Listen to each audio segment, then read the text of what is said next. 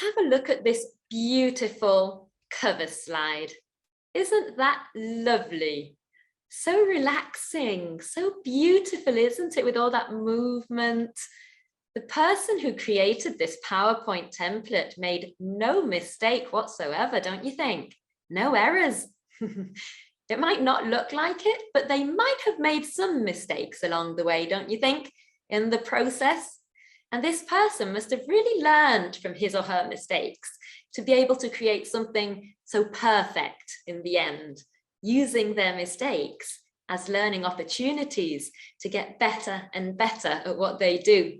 Mistakes as learning opportunities. That's what this session is all about. Sorry to say this, but we all make mistakes.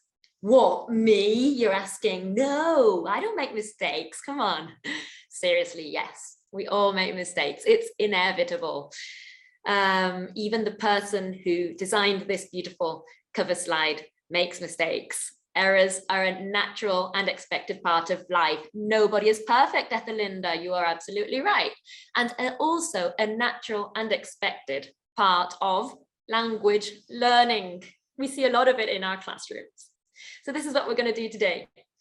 We're going to start with a little reflection, and then we're going to look at mistakes by going through these WH question words. We'll analyze which errors to correct, when to correct them, like what's the best timing, on the spot, delayed, etc. Who should do the correcting? Is it the teacher, the learners, peer correction? How these mistakes should be corrected. That's my favorite part. I'm leaving the best till the end.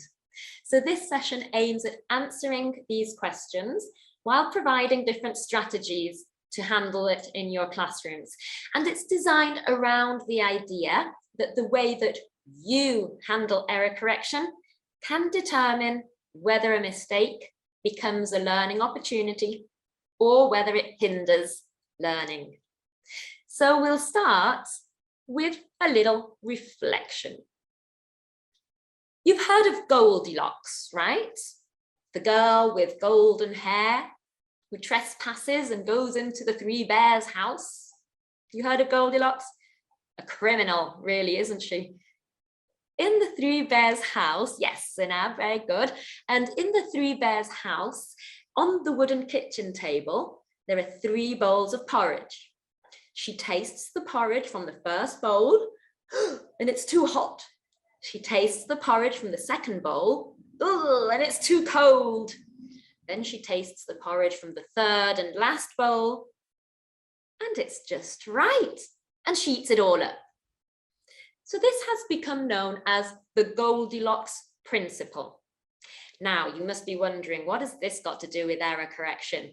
Well, I wanted to know from you how you feel about your own handling of errors in your classroom. So in the chat box, please, and let's use the chat box a lot throughout the session so that we can make it interactive. It's the only real way we can make this interactive. So use the chat box as much as you want to suggest ideas, to ask questions, to answer questions. Okay, my question right now is, how much do you correct your learners? Do you feel you correct them too much, too little, or just right? What do you think? Okay, and this question is actually based on a study that I was reading the other day, and I wanted to compare your answers to the answers in the study. So let's see what your answers are. Do you correct your students too much, too little, or just right, do you think? Okay. All right, we're having lots of nice answers in there. Oh, that's nice. There's quite a lot of just right, or hopefully just right. I try to do it just right. Good. We've got a few too littles in there as well. Okay. It can be really hard to know whether we're doing it right or not, can't it? In the study I was reading, 95% of teachers said too little. A lot, isn't it? So I think there are some more confident people in this room today than in that study. Again, I want to know in the chat box, those of you who answered too little, or those of you who can put yourselves in the shoes of a teacher who corrects only a little bit. Why is it that you correct too little? And I've already got one answer in there before I even asked the question. Natia says, because it may demotivate students. What else? What other reasons might there be for not correcting very much? Okay, the need of fluency, that's a good one too. Lack of time, that happens a lot, Danielle, yes, or Daniel. Lack of time, change the lesson flow, they lose their self-confidence. Okay, it doesn't hinder communication, Lucia, not to upset the students, Nicole. Okay, great, so those are really good answers. Yes, maybe you feel like you come out as too threatening or too strict or too serious and you don't want that. Maybe your students receive the message that they're a disappointment or they're doing things really badly and they lose confidence and motivation. We don't want them to decide they shouldn't take risks because of fear of humiliation, yeah, or losing face, exactly. They become inhibited, it exposes students, Fernando, yes. It could lower their self-esteem, absolutely. You feel corrections may interfere with the development of their fluency. Okay, Fernando, though, yes, you've got a point there. Error correction, when done appropriately, gives students a chance to analyze their mistakes and ponder upon them. That's a very good point, and that's really all about the session today. And sometimes you forget to do it because you haven't got any time left at the end of the class, or because you prefer to move on to an important activity. Oh, but that's a mistake, because looking at mistakes is such an important thing to do. So it's a mistake not to look at mistakes, isn't it? Mind the pun. So what is a teacher to do? We're when someone's learning a foreign language, you're bound to make mistakes, and we need to know how to handle them. So our understanding of a second language has changed over the years. People learn languages has changed over the years. Earlier views of language learning focused mainly on the mastery of grammatical competence. Language learning was seen as a process of mechanical formation. These good habits were formed by having students produce correct sentences and not through making mistakes. Errors were to be avoided, and practice was very mechanical. So the chances of making mistakes were minimized, weren't they? But what we hadn't realized then was that errors are clues to inner processes, windows into the mind. We tend to view mistakes negatively, but these may just be an indicator that learning is actually taking place, that our students are trying to make room for new pieces of information in their complex web of language. Learning a language is a long process during which lots of mistakes will be committed. Think of mistakes as learning opportunities, both for the learner to learn from the mistake and for the teacher to understand how learning is happening.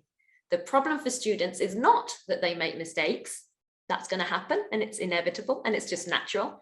But perhaps the real problem is when a teacher doesn't know how to use those mistakes to promote learning.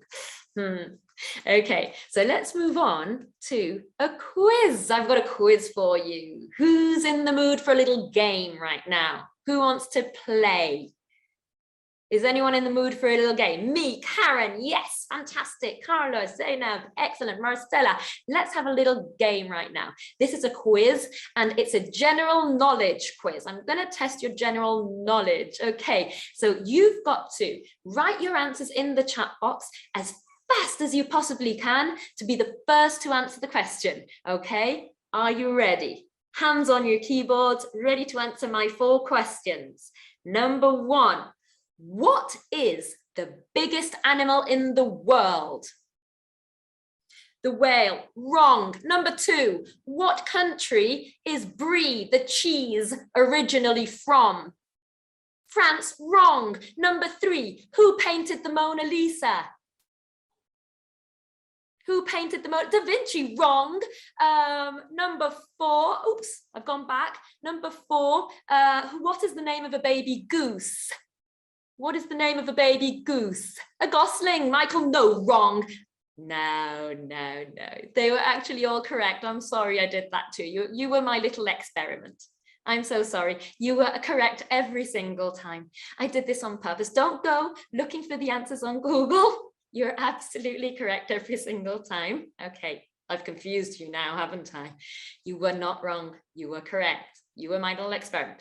I just meant it as an exercise for you to acknowledge how it feels to be told that you're making mistakes all the time. I tricked you into it though. You wouldn't do that to your students, would you? You wouldn't trick them. I'm a horrible person, I'm tricking you. But which errors should we correct? How does it feel? How does it feel if I correct all your mistakes? It made you nervous, Wafa, yes. Okay, how else does it make you feel if someone corrects your mistakes all the time? Demotivating.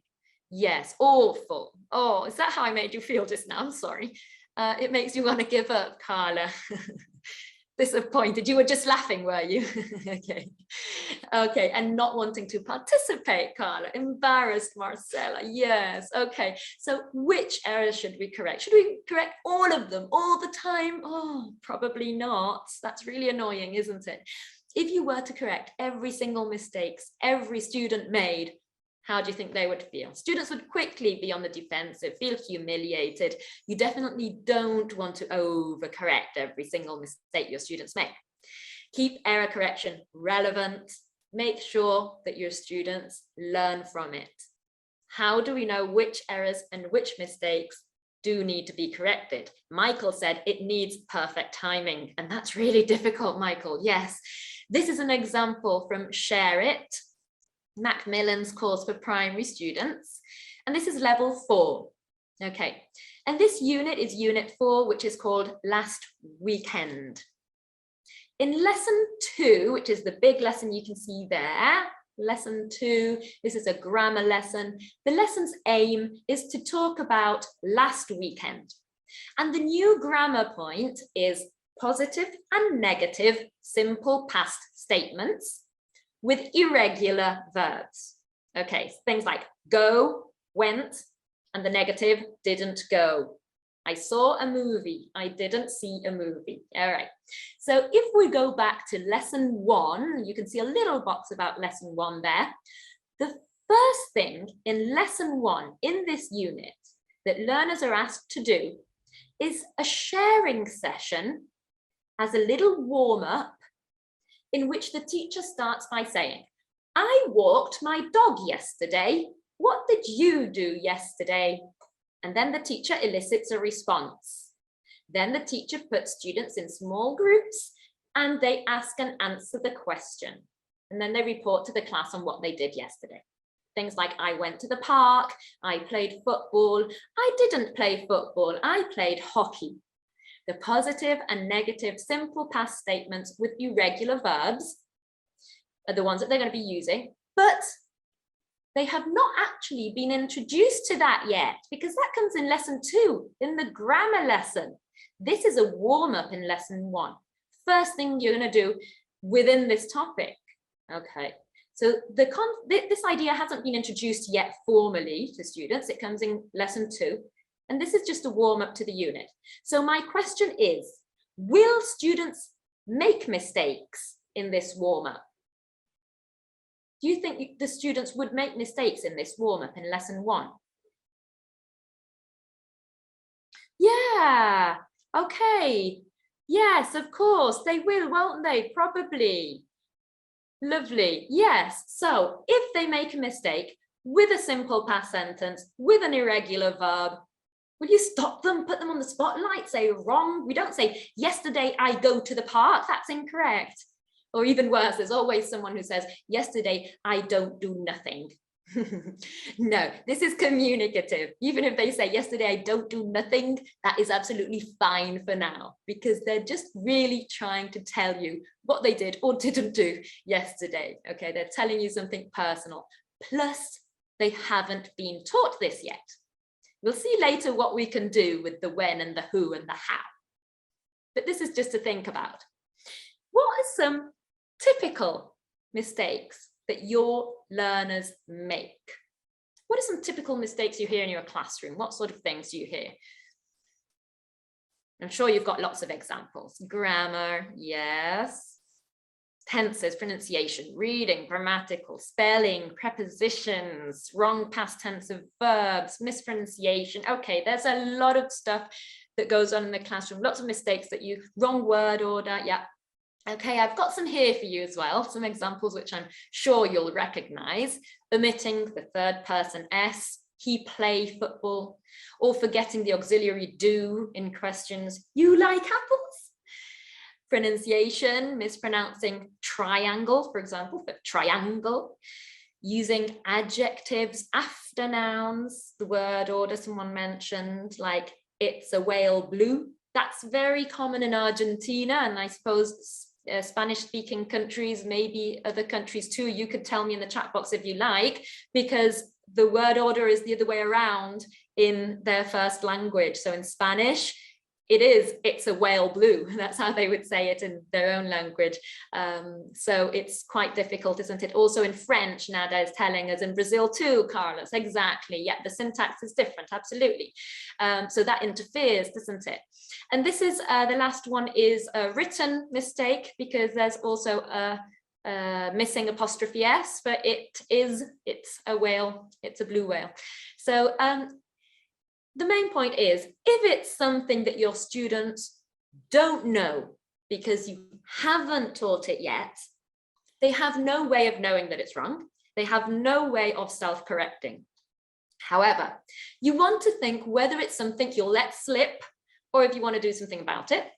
In general, as a rule of thumb, I'd say don't overtly correct language above learner's level. Okay, if it's above learner's level, you would usually let it go, leave it. That's an error. It's not a mistake, it's an error because you haven't taught it yet. They don't know it. They shouldn't have to know that. Your learners cannot be expected to produce a correct utterance if it's something that they don't know. Perhaps you restate their sentence if you want. You restate it correctly just to give them the correct form of input, and you show you're listening, you show you care. So if your learner says, yesterday I goed to my grandma's house, you say, oh, so yesterday you went to your grandma's house. That sounds fun. Okay, you show you're listening, you show you care, because this is communicative. Now, if this same child says, you like apples, forgetting to use the auxiliary do when asking a question, something that you have taught, then this is a good moment to step in and do something about it.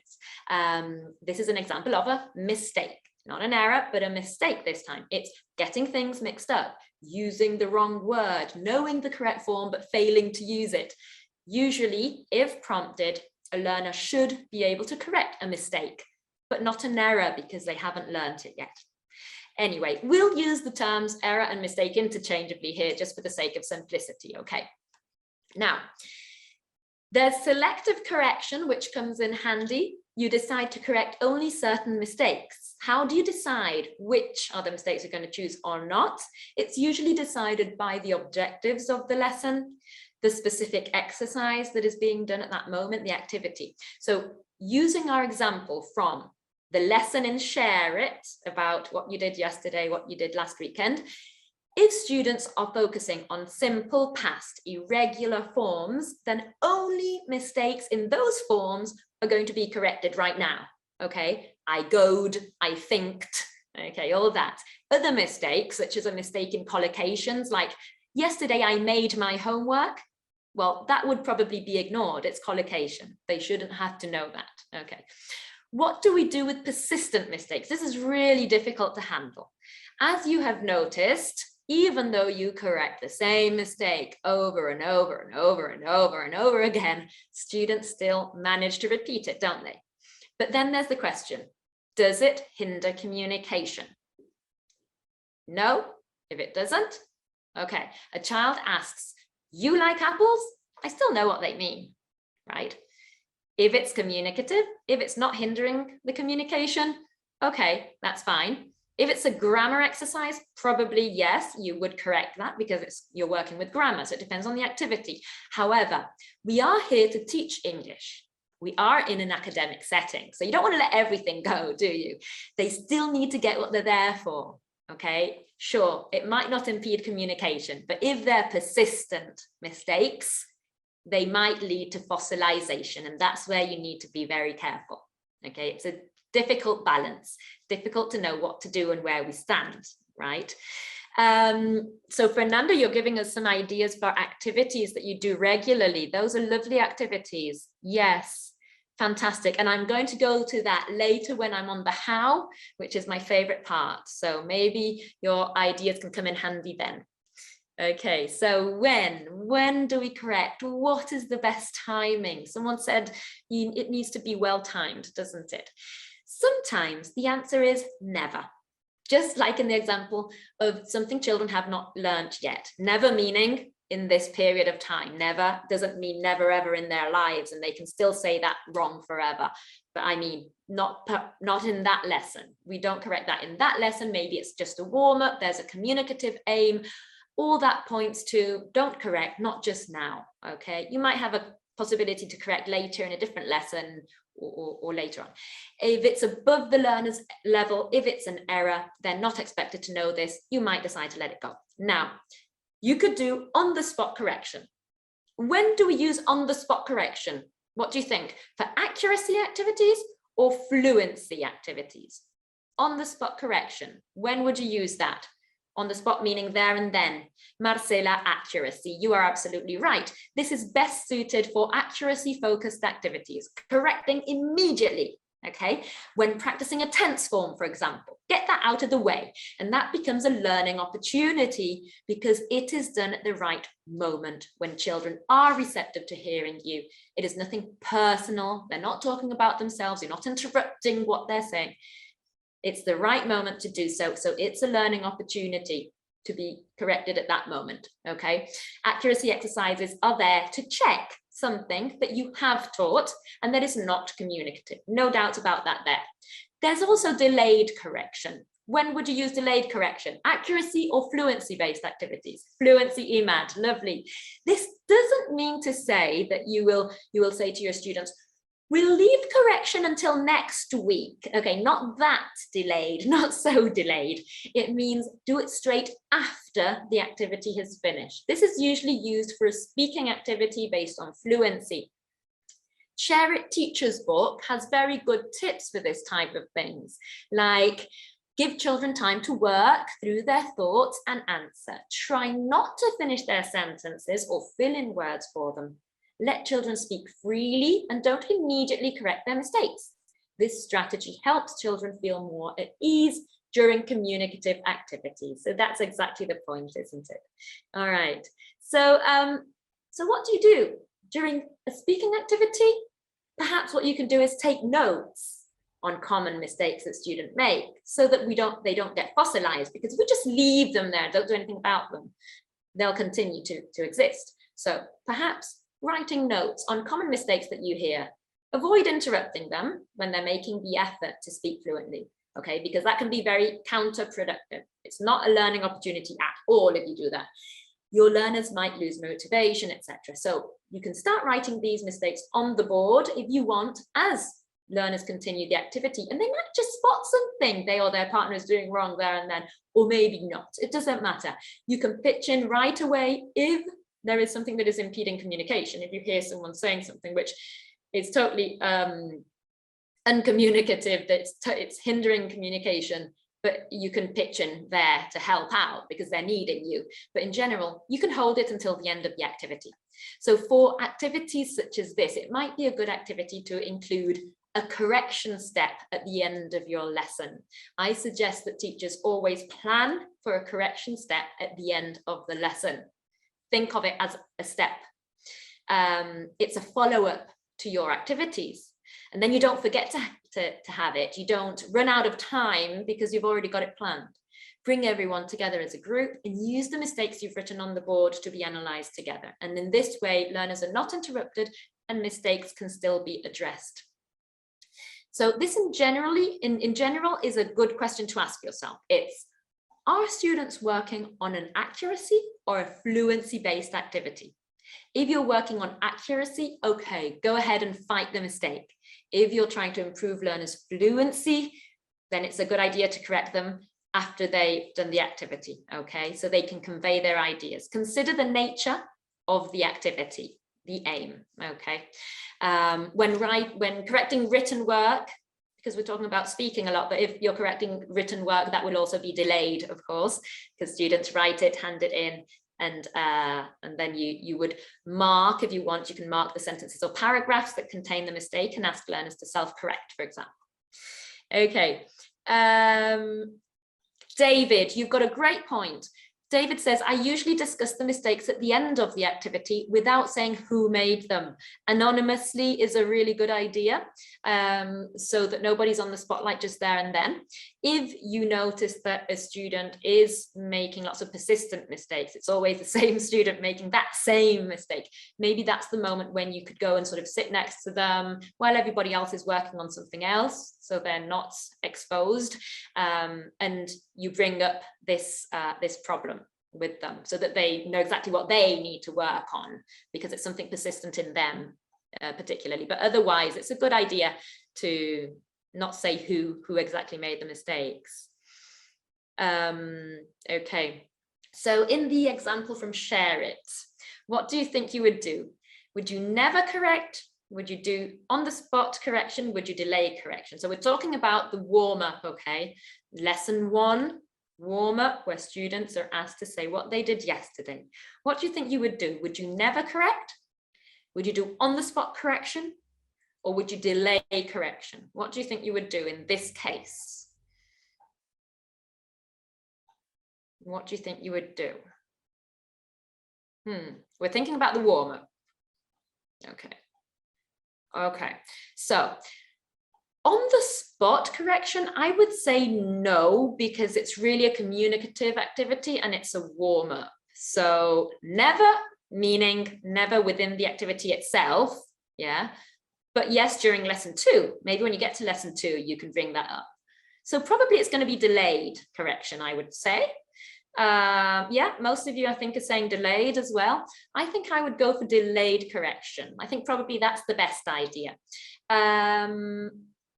Even if it's a warm-up, one thing you could try doing is try to remember some of these mistakes that you hear in the warm-up, sort of what they actually know or don't know right from the beginning. Write these down and then use them later in your error correction step at the end of the lesson.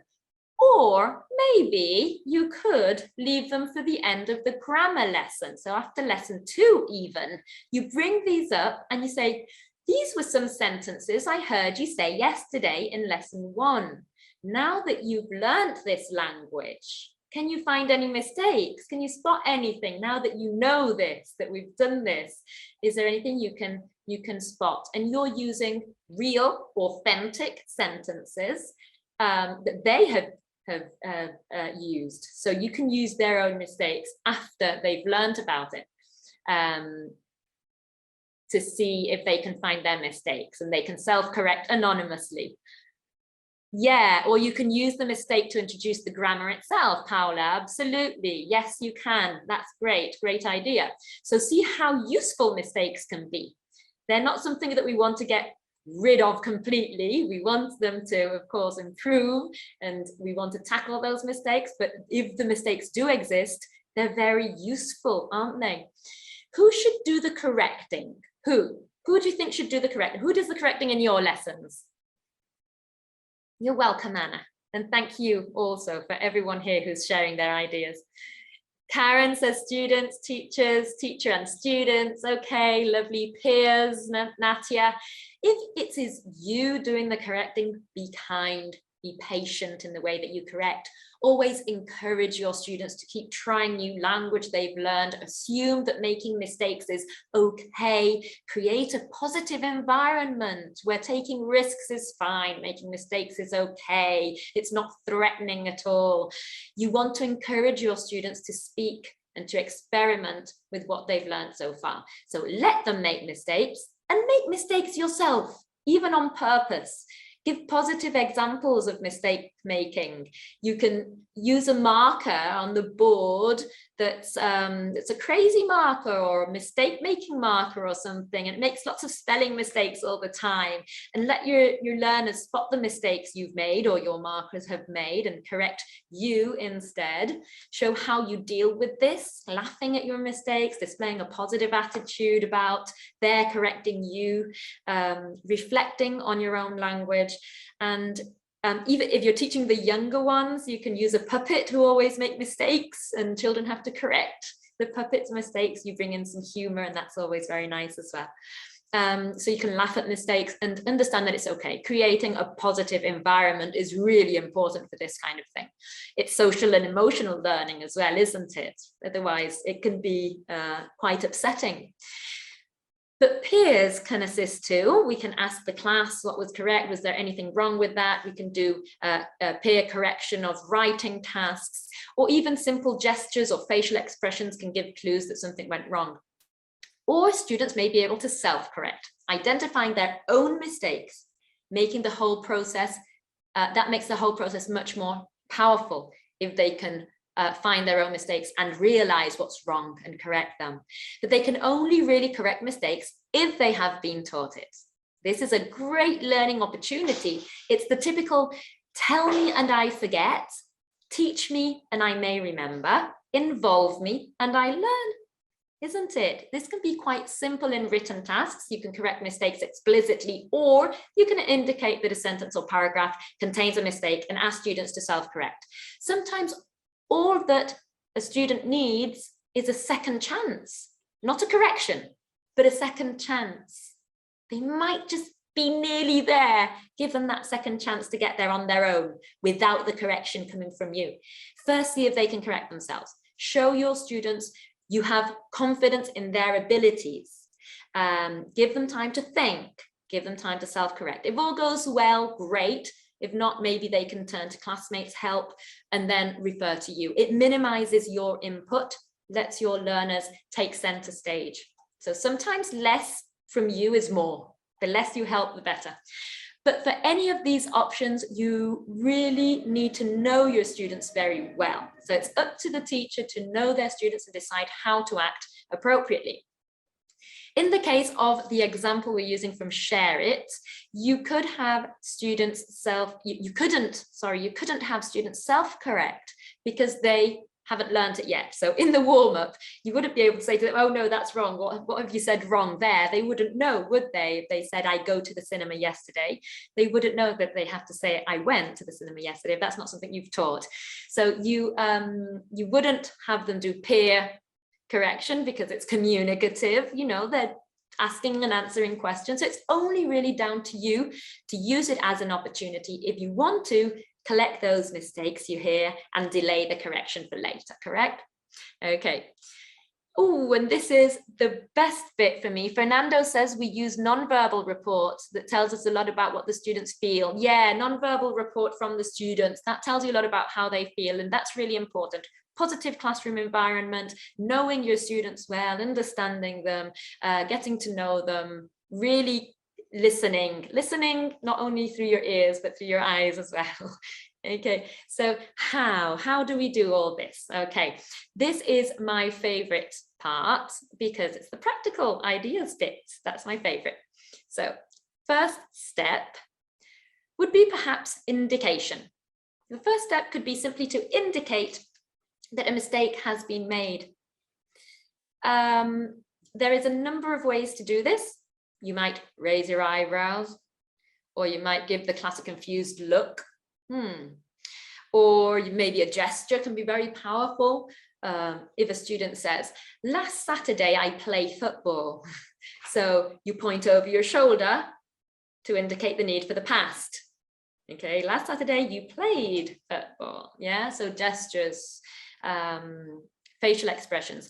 With your mask, you need to think what you're going to do, because if you've got your mask on when you're teaching, that can complicate things, can't it? So maybe gestures with your hands would be better. You do that past thing, Ricardo. Give them a little nudge. Okay, don't interfere too soon. Let them think. They might be able to recognize their mistakes without you and self-correct. So more of a learning opportunity. than if you spoon feed the correct answer to them. Okay.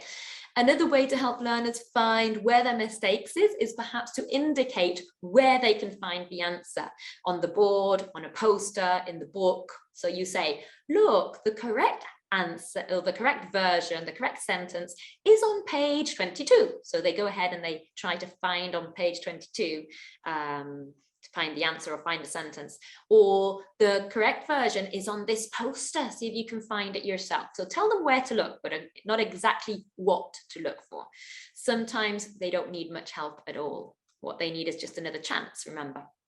Repetition with intonation. So you might repeat the sentence with a rising intonation, like a question. Last Saturday you played football?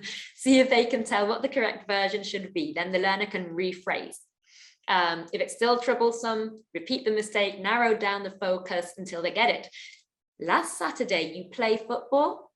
You play football? You play? Play? See when, how many choices you need to give them until they get where the mistake is. Elicit, you can just repeat the sentence, stopping right before the mistake. Last Saturday, you played football. You could just repeat the incorrect word with a rising intonation, as if asking, are you sure this is the word that you wanted? Last Saturday you play football? The learner should then say, oh yeah, played football. Good. Recast, rephrase.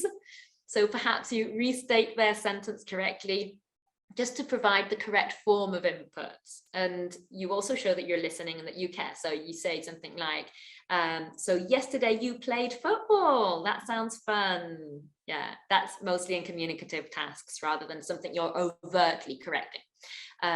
So this would work with the share it example, for example. Good. So reduce options. If self-correction still hasn't happened, you can try to be a bit more explicit, perhaps. Indicate the type of mistake that was made, maybe word order. So you indicate word order. It's a whale blue. Oh, it's a blue whale. Okay. Or give two possibilities. Last Saturday I played, or last Saturday I played football. Oh yeah. Okay. So these are all different options that you can go for before actually saying, no, you're wrong. The proper sentence is last Saturday I played football, and just say it out loud yourself. But you can have, other parts in the process. Raising an eyebrow or pulling a confused look can be very useful sometimes. It can be a great strategy, but sometimes students don't get it and it confuses them more. What is she doing with her face? What is she trying to say to us? Why is she putting funny faces? What's she doing? Or where have I gone wrong? No idea, it's too abstract. Is the mistake on last Saturday, or did I say football wrong? Pronunciation issue. So narrow it down sometimes for them. That can do the trick. Make it visual, use gestures, write things on the board to make it visual, underline the mistakes. You can also use the finger method. So you get your learner to repeat the sentence, and as they say the words, you indicate on one of your fingers. So they say, last Saturday, I play football. So you go like this, because this was the one that was wrong, wasn't it? Play. Okay, so you indicate where the problem is, and they should be able to, okay, think about this one. It's not about this, it's not about this, it's about this one. This is the problem. Use sounds. Okay, so for example, make a ringing sound like ting if the ing is missing. Ting, ing. So tomorrow I am go to the park. Ting. Tomorrow I am going to the park. Or buzz like a snake. I'm sorry, buzz like a bee to show missing verb to be. So I going to the park. You say buzz. I am going to the park. Or hiss like a snake. There, that's the snake. For the missing S. She like apples. She likes apples. So they'll get used to these hints. Okay. And collect mistakes. I think this is really important. Make a list of mistakes, like when they're doing the speaking activity, but keep it. Don't throw it away after the end of the class. Keep it. Record all the mistakes they make from the beginning of the year. Add to that list. Write down examples of incorrect sentences produced by your students. Collect them. All of those that you correct, writing tasks as well. Keep a record. Then you can use the list occasionally in the correction step of your lessons. You'll notice that you'll be updating it by adding or removing items during the year, or making little marks next to them, like, oh, this one, we're doing better with this one, or this one's still persistent, or this one's done, we know this one now. You know, have all those mistakes written down. It serves as a great learning opportunity for both, to tell what mistakes were made at the beginning of the year, which are still recurring, which have been learned, and also for your students to get many chances to think about these mistakes as possible. Because if a student makes a mistake, you do it at the end of the lesson with everybody anonymously, and that's it, and you think, okay, that's done. No, it's not done. They'll make the mistake again next class, I can assure you. So you need that list to bring it up all the time. Okay, you've got your collection of mistakes. What can you do with it now? What can you do with that collection of mistakes? You can, for example, have a whiteboard race, or it could be on the whiteboard, or it could be on tables, and I've adapted it to tables. I like that version more. So you copy out these incorrect sentences that you've got on your list, you write them out onto 2 pieces of paper and place them on tables at the front of the class. Students are put in 2 groups, and one person from each group gets a pen, goes to their table, their assigned table, chooses one mistake and corrects it. And then the next person comes, grabs the pen and corrects another one until all those sentences have been corrected. And then you do it with them all together to check. Each child will be thinking about one of those sentences, but those sentences are the same ones that are still on your list. So it's not that you're just going to do it that once. You're going to bring those up again until you feel like they're doing much better with these. Okay. Sort mistakes. You could copy sentences onto strips of paper and add some correct sentences as well. So incorrect and correct sentences on strips of paper. You give them to your learners and ask them to put them in 2 columns. Correct English, could be better English. Check that they're in the right columns, and then learners can correct the ones that are in the could be better English column. Okay. There's boo or cheer, where you write sentences on the board from your list of mistakes. Some are correct, some are not correct. So you add some correct ones in there as well. And you point to each sentence. As you point to each sentence, the class either cheers or boos. Of course, this is anonymous. We're not booing at the children, we're booing at the mistake, according to whether they think it's correct or not. So you go one, they say, yeah. You go to the next one, yeah. You go to the next one, they say, boo. You can add thumbs up or thumbs down to that if you like. And you put a cross or a little mark next to those sentences that your students say are incorrect. And then you do the same, but you go word by word. Okay, so you show this word, they go, yeah, yeah, yeah, boo. So they tell which is the mistaken word, and you correct it together. This is an idea from Derek Spafford, who is a teacher trainer from Macmillan Education Asia. And you've got his website on the slide if you want to write that down and have a look at more of his error correction ideas. Nada says, never say wrong answer to your students. Yes, when their answer is incorrect. Instead, I say, take a few seconds to think of the answer again. That's lovely, Nada. That's using positive comments, positive feedback, rather than using the negative. Yeah, positive affirmations. Yes, try again. Yes, you can do it, you know, rather than wrong, bad. Okay, spelling relay race. This next one is for spelling mistakes in writing tasks and has been taken from Share It's Teacher's book, Game Bank. For example, spelling relay race goes like this. Divide the class into teams and line up. Call out a word. Students at the front of the line run to the board and write the word. You continue until all students have gone to the board. Check the spelling as a class. Or variation, you can call out a word and students write one letter of the word until the team has completed the word on the board. Or variation number 2, students stay in their seats, say a word, and choose one person to spell it. If it's correct, they win a point. If they're not correct, the other team gets a chance to try. Okay, different ideas for different types of mistakes that you're working on in class. So we've got a podcast by Macmillan English that Fernando is sharing in the chat box. So also to say for later, don't go now, stay with me and go and listen to the podcast later. Okay, so this is what we have done today. And I would like to cycle back to the beginning with a little reflection again. Cycles are always good. I like cycles. Cycles are very relaxing. So I would like to come back to a little reflection and ask you, what is your biggest takeaway from the session today?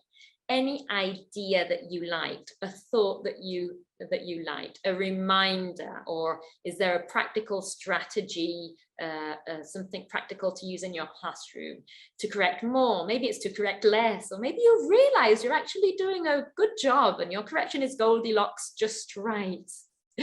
For sure, you'll stay here, Fernando. Thank you. So what is that one thing that you say, okay, I'm gonna do this tomorrow in class, or I need to remember this, so that you can do a little reflection about what you grab from this. Okay, Valentina, you like the hissing list of mistakes to review it. So that's really important, to go back all the time to the mistakes. You don't just tackle them once and that's it. It will still come back, so you need those. Use more different sounds. Yes, I mean, it's sort of like being a bit like a clown, a mime artist, an actor, isn't it? When you're in the classroom, you need to think of those creative ways of dealing with things. The sound ideas, Cyril. Okay, sounds from mistake. You like the sounds, lovely. Yay and boo, Beatrice. Delayed correction, hissing. Okay, how important mistakes are. The relay race, good. Finger corrections, yeah, the finger method. Less is more. Sounds for mistakes, good. Tracking the mistakes, could be better English. Encouraging, okay, lovely. Eliciting as well, yeah, absolutely. Trying to get them to say it rather than yourself. Okay, so just, oh, that was that question, wasn't it? What was your biggest takeaway? Thank you. And just to finish off, do you know Goldilocks' song? Going back to the beginning again, I like the cycle. Do you know Goldilocks' song, When Goldilocks Went to the House of the Bears? When Goldilocks went to the house of the bears. No? Okay. Well, I've done an adaptation, especially for you, about the new you regarding your stance on error correction. And it goes like this. When the teacher went into the classroom, what did his or her brown eyes see? A mistake that was big, a mistake that was small, a mistake that was tiny, and that was all. She or he handled them perfectly, just right. Deciding how much error correction is Goldilocks just right can be tricky. Do you think Goldilocks learned from her mistake? Trespassing, entering the Three Bears house? I think so. Give your learners the opportunity to learn from their mistakes. Thank you for your attention. Thank you for participating. Thank you for all your wonderful ideas in that chat box. You've been very, very keen to participate. Thank you so much. And here's Manlio back with us. Hi, Manlio. Thank you very, very much, Sarah. It was just a wonderful webinar. Wonderful ideas. Very interesting webinar. We really enjoyed it. And everybody's actually typing, you know, thank you very much. It was really wonderful. I don't know if you have like questions to ask Sarah. This is your opportunity. I have 3 interesting questions, Sarah. May I? Okay, shoot. Okay. What's the difference between a mistake and an error? That's the first question. That's a really good question. I know. Yeah, and we usually use these terms interchangeably, don't we? We say error, mistake, and it means sort of the same thing to everybody, but not really. If you want to be specific, an error is something that a child hasn't learned yet. They shouldn't know it. It's not at their level, or you haven't introduced that to them. So it's an error. And those are the ones that we don't usually, we don't pick on those because they have no reason to know better. A mistake is one of those that, yes, you have taught it, they should know it. Perhaps they haven't had enough practice with it yet. So maybe they get a little bit confused. Maybe they should know it and they use the wrong word, or they have learned something, but they fail to produce it properly. And that is a mistake. And those are the mistakes that we want to write down in our list of mistakes and use to tackle. That would be the main difference. Thank you very much, Sarah. And Fernando is also asking, when is error correction harmful? Well, error correction is harmful if students get very upset, if it hinders their learning, if it means that they're going to stop taking risks, they're going to stop trying out the language. And that's a really, really big problem, because if that happens, it might persist forever. And that means that you're blocking them from that moment onwards. And it's very difficult to bring them back to feeling confident and happy with language learning. So you need to be really careful about this. That's why it's an important topic to think about. So error correction has to be or mistakes really, if you want to use the specific word, needs to be really thought out properly. Who is going to do it? When are you going to do it? How are you going to do it? And we don't want to hinder the students' learning. Think about accuracy and fluency activities. I think that's one of the sort of easiest way to start going about it, to take these baby steps to really understanding it.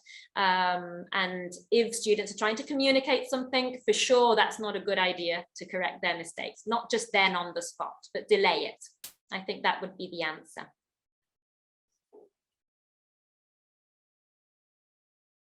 Oh, you're muted, Manlio. Yes, I'm sorry. So Fernando, don't feel sorry about that. I mean, your comments are really, really interesting. Okay, wonderful. Absolutely, thank you very much, Fernando. Absolutely, yeah. Thank you very much for all your contributions. Thank you very much. There is another question, actually. Fernando is also asking, how can a teacher be sure self-correction is appropriate? Okay. First of all, have you taught it or not? Of course, if you haven't taught it, there's no way they're going to self-correct. If you have taught it, I always think you need to know your students very well and think whether this is something that your student will be able to do on their own or not. You've got your stronger students, you've got those who are not so strong, and you can tell yourself whether this child will be able to self-correct or not. If you feel that they can, go ahead and let them do it. If you can't, you're always there for support. You have to be there for support, don't you? They're learning. So you always support them anyway.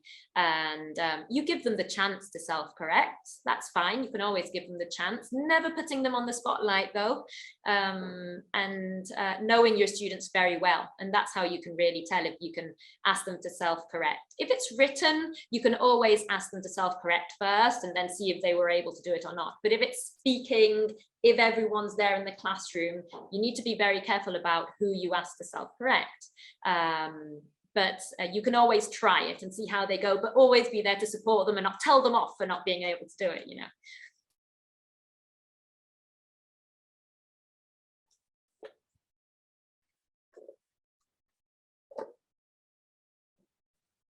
Can you hear me now? Yes. Okay, Michelangelo is asking, how do you handle the students who make fun of their classmates when they commit mistakes? Oh, that's not very nice, is it? Yeah, well, first of all, I think, we need, for any type of work in language anyway, we need a good classroom environment, don't we? We need a positive classroom environment.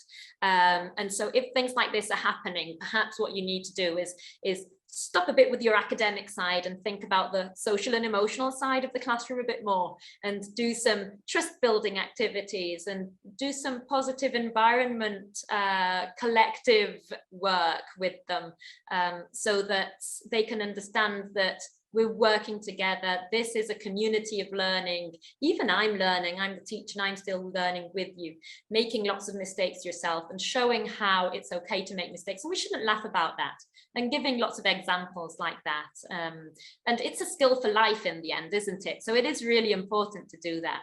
So maybe you need to leave your proper teaching aside for a bit and decide to work on these social emotional aspects a bit more with them before you can go into the proper teaching, I think. Okay, thank you, Sarah. And the last question, would you say it is a good strategy to talk to students, especially adults, to have an arrangement or how they would like to be corrected? Okay, I am not really qualified to talk about adult learners. Was that adult learners, Manlio? Yes. Yeah, I'm not really qualified to talk about adult learners, but just thinking from, just what I can think of right now, yes, I think it would be a good idea to talk about your adult learners, about how they feel more comfortable in your lessons, how they like learning and what sort of things they like doing in your lessons, and how they want to be corrected could be one of those questions to ask. In the same way with younger learners, we might talk about rules and decide upon rules altogether. Well, maybe with your adult learners, you can talk about how we're going to handle mistakes altogether. And that's a great idea, I think. Yeah, I agree with you. And how will you correct teachers' mistakes, Sarah? Teachers' mistakes? Yeah. Well, teachers, first of all, have to be the ones who are okay with being told that they made a mistake. But well, I do a lot of consultancy work in schools, so I observe teachers, and sometimes there are a few mistakes that you need to talk to them about, but always kindly and sweetly. That's the way to go about it, I think. Not making anybody feel upset about anything. Very good. Okay, well, thank you very, very much, Sarah, for your answers. And can I share? Thank you very much. Thank you. Thanks, everybody. Bye-bye. Bye for now. Bye-bye, Sarah. Let me just share some important information before you leave. So as Sarah has been showing us in her session, having a rich, happy, and positive learning environment is an important factor that directly affects the student's self-esteem and how well they learn. Share It is a 7-level American English primary course that instills a growth mindset in the students, nurtures a sense of empathy where everyone's progress is valued. Having a growth mindset means that students are more open to feedback because they see that learning from mistakes is a positive part of the learning process. A growth mindset also boosts students' self-esteem, which in turn helps them to embrace and overcome daily challenges at school and to understand the value of perseverance and practice. It provides teachers with the tools needed to create a positive classroom environment. Students become part of a supportive community in which they feel a sense of belonging, trust each other, feel encouraged to ask questions, and most importantly, try their best. If you would like to find out more about the course and also learn how you can be part of the Teacher Share It program, then go to macmillanenglish.com/shareit.